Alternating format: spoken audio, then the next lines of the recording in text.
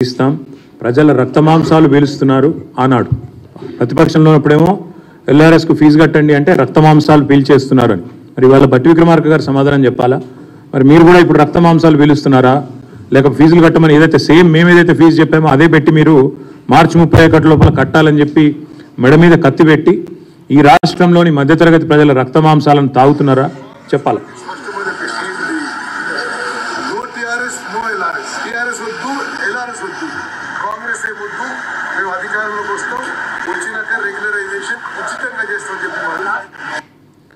no TRS no LRS మేము కాంగ్రెస్ అధికారంలోకి వస్తాం రాగానే ఉచితంగా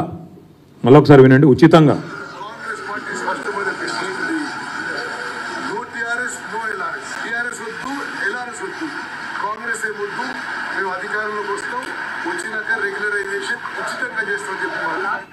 మేము అధికారంలోకి వస్తాం